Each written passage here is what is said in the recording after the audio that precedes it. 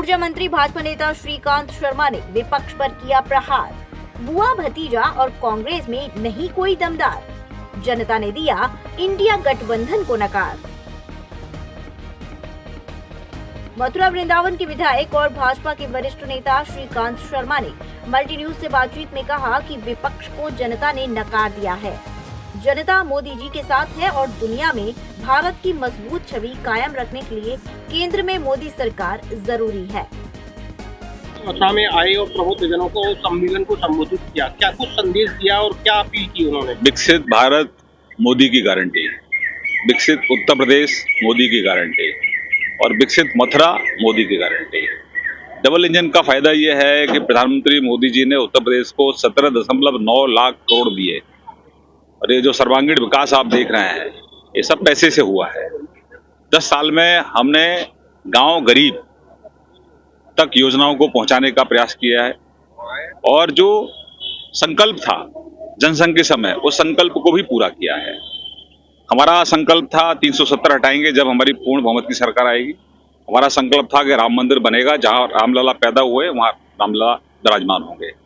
हमारे दीनदयाल जी का सपना था कि गरीब कल्याण की योजना है यानी कि अंत्योदय, वो हमने पूरा किया। आज 80 करोड़ लोगों के घर में राशन का वितरण हो रहा है। 50 करोड़ लोगों को हमने देश की अर्थव्यवस्था के साथ जोड़ा है, जनधन के खाते के साथ। आज 12 करोड़ हमारे ऐसे परिवार हैं जहां गैस का चूल्हा पहुंचा है।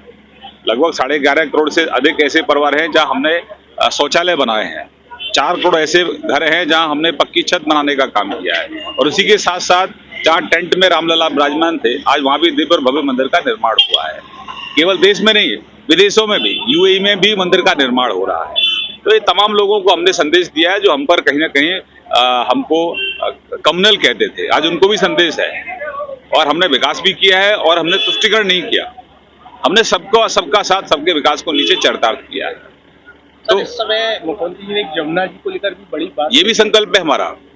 आपको लोगों को मैं डे 1 से कह रहा हूँ, 17 में सरकार बनी हमारी, नगर निगम का निर्माण मन हुआ, यहाँ पर तीर्थ विकास बना और नगर निगम का उद्देश्य यही था कि भगवान कृष्ण की नगरी है, इसको साफ सुथरा रखना है, इसको चकाचक रखना है और उसमें माँ यमुना खुद जीवनदायिनी है ब्रजवासियों के लिए।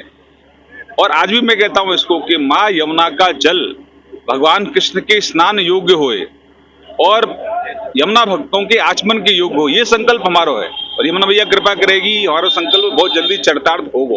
यहाँ पर जमीन पे बहुत ज्यादा काम है, लगभग 70 से 80% हमारा काम पूर्ण है वो है। आने वाले बरसात के बाद आप देखोगे यमुना भैया कृपा करेगी, स्वामी घाट विश्राम घाट पे 5 से 6 मीटर आपको पानी देखने को मिलेगा। अभी जो नाले हटकाए, जो लगभग 36 नाले 34 बंद है, 2 और बचे वो बंद हो जाएंगे।